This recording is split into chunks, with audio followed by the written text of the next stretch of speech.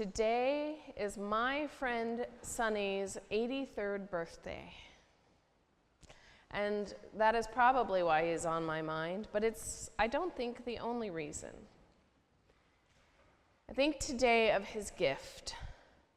He is a storyteller, a great storyteller. When he gets rolling, you see his eyes light up and you feel chills. But he didn't find out about this gift until he was 55. Due to the expectations of others, for much of his life, he was discouraged from talking. Sharing his thoughts takes a great deal of effort and patience for both him and those who choose to listen. It wasn't until he found a home in a place that was built around patience and oriented towards the priority of listening to him that he began to talk, and he began to tell stories, and he began to sing. A voiceless man who found his voice so late in life, and it turns out to be his most compelling gift, or at least one of them. Who we are changes. How we understand ourselves and how we understand the world is, on the surface, constantly in flux. People are constantly becoming. Moses experienced this same change. A man whose fragile faith cost him the promised land, at least in his life. In today's gospel, Moses, denied by God entrance to the promised land, stands triumphant with Jesus on the mountaintop. Paul is also a truly excellent example of a fluctuating self. From prosecutor to advocate, from conspirator to apostle. And yet still at his heart, a truth remains that has not changed. He is who he is, a passionate, outspoken, zealous seeker of what is right. Paul, ironically, has very little patience for Moses' doubt, for Moses' apparent shame, and his desire to hide who he has become and how he has changed. Paul's conviction often can give us confidence to engage in faith with action.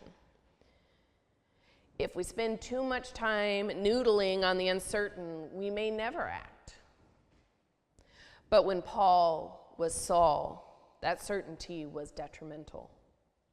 It is important to remember that we as humans are not able to know everything. And presuming certainty can often get us into trouble when we think we know the only way to God. We are trying to limit God. Paul's words here in this passage have been used to hurt Jewish people. They're being used even today to hurt Jewish people. And we have to know that the Jewish man Paul, who deeply regretted his violent past, and the Jewish man Jesus were not encouraging the demonization of their shared people. Though Paul judged Moses, he knew as well as we did that Moses stood on that mountaintop with Christ. For though the apostles remained silent at the time, they did not remain silent forever. Moses spent his whole life coming to terms with who he was. He was at a time a hunted infant. He was at a time a child of privilege. And he was at a time a murderer and an outlaw. A husband, a son, an in-law, a sibling, and a prophet, and a leader. He is a man who bridged a gap to save his people. Moses was a brave man of action, and he was a human man, plagued by doubt and fear and impatience. So he hid his face, whether as a result of that doubt or some shame or because he was trying to protect his people from a sight too astounding. He was clearly compelled in some way to hide his changed face. He hid it as it shone with the light of God. And how terrified he must have been to be known in that way, to be seen in that way, so intimately and vulnerably. You may have heard this phrase from Tim Kreider saying, "If we want the reward of being loved, we must submit to the mortifying ordeal of being known." And Moses was not the first or the last person to grapple with that truth. Perhaps if Moses had received more patience and more kindness and more time in the house of the Pharaoh, or from his people, or from Jethro and Aaron, he might have been better equipped to be patient himself, to doubt his people less, to doubt his God less. And if Paul had seen the importance of doubt and the value of asking questions, of wondering, perhaps he would not have written words that would so often be used in the years to come to hurt others and to limit our understanding of God. It is important for us to remember where we come from and where we are going. It is important for us to try to understand ourselves and to live into that truth. Figure out who you are and do it on purpose, says Dolly Parton. Ooh. Growing up and throughout my life, I sometimes thought of myself as weird, and I thought that was a bad thing. And the people I associate with to this day, the people I am drawn to, are often considered weird or strange or unconventional, poorly behaved even. And if anybody feels like I might be referencing them, I apologize for that. But to be weird is to be oneself in the face of a social call for normalcy. To be weird is to be brave enough to recognize and celebrate individuality, even though it means that you will be judged. Today we read that Jesus, Moses, and Elijah are shining on top of this mountain in front of Peter, James, and John, outcasts and refugees. They all were weird, unaccepted, human, and today we celebrate them. They are represented in our central window behind you that maybe you guys don't look at as much as I do, but it's right there if you're curious. We celebrate their bravery and their individuality and their leadership, and none of that would have been possible had any of these extraordinary people not been weird. And today we celebrate Transfiguration Sunday, and that window is called Transfiguration Window, and Jesus was transfigured. But what is transfiguration? Figuration comes from the Latin, roughly unchanged, figure, I don't know how to say it,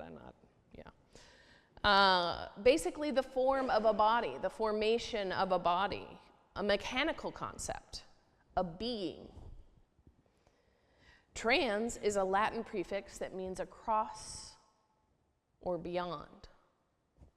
Transcontinental, translator, transgender. It is important to understand this word in our time as we have so many siblings in Christ who are transgender and contend with multiple attacks on multiple fronts. One of the reasons I wonder that maybe people are so distressed by the existence of trans people and LGBTQ plus folks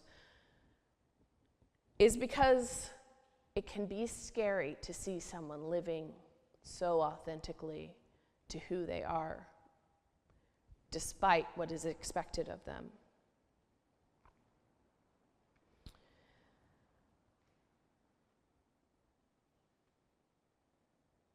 They are living into their transfigured self. And that can be scary to those who are not ready to live and respond to God's call in their own life. It can be terrifying or even alarming to those who have forced themselves to live confined inside of a box of social expectations, altering their hopes and dreams and neglecting who they truly are meant to be and to become. And we are all in our lives becoming.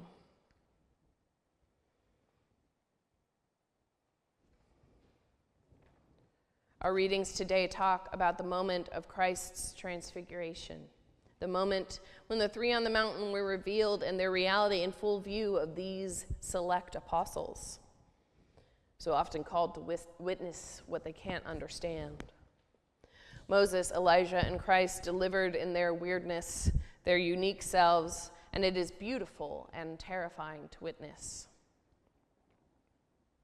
As it is terrifying to us sometimes when we get to know the true nature of one we thought we understood.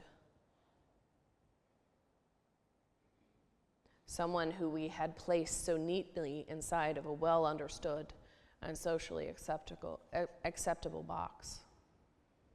When I was first contemplating this day and the passages, I was struck by the idea that Jesus, at least, could not be transfigured. Not in the way I understood that word. I initially understood it to mean that Jesus changed and became something different, a metamorphosis. But we profess to believe that Jesus was always Jesus. According to the Gospel of John, Jesus was the Word at the beginning of time. So how could he be changed in that moment? I suggested to my dad that it should really be called revelation, because we were learning something about Christ that was always true. Not just a friend, not just a teacher, not just a miracle worker, but truly God, the Word made flesh. And he was always God, as we will say after this in the creed. So how could he be transfigured in that moment? But that was the problem. I did not understand the word. Trans does not mean opposite. It does not mean wholly different. It means across or beyond. Not a rejection, but a fulfillment.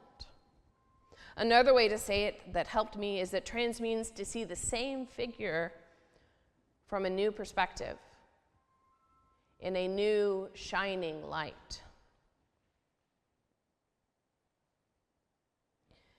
And like our transgender siblings, Jesus was not a different person after the transfiguration. He was who he was at his core, and that was made more clear to those who loved him. We are all of us called every day to be more truly who God made us to be.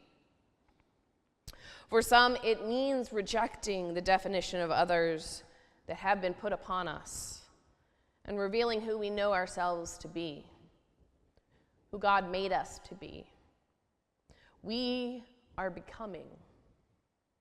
These moments of transfiguration come during long journeys.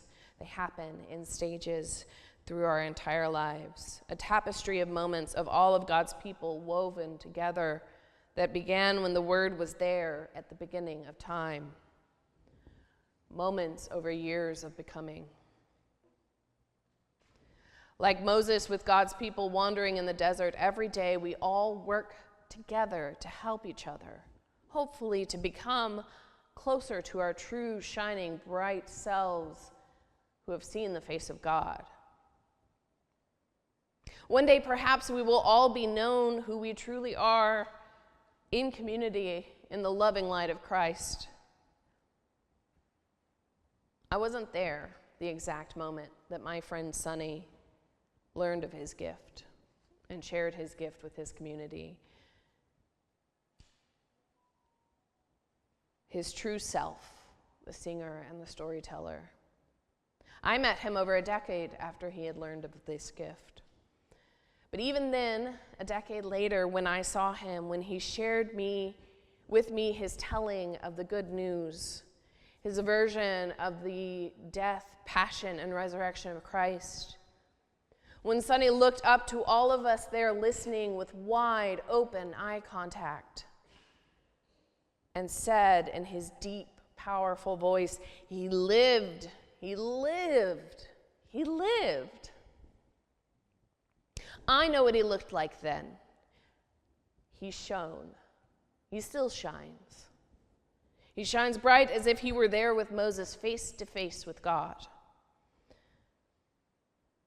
He shines like some of you when you see the ones you love becoming themselves, even if it is just you looking in a mirror. Every Sunday in the breaking of the bread, we are to see Jesus revealed to us. He is made known to us, and it is an opportunity for us to shine. Who we are as followers of Christ and as beloved community will also be revealed in the sharing of that bread, in that shining, beautiful, vulnerable moment. We will all be transfigured into beacons of who God has made us to be. So I ask you to think now, to explore deep in your heart about the truth that is yearning to shine out. How can you celebrate the shining truth in yourself? How can you celebrate the shining truth of those around you and those you meet from this Sunday on? Amen.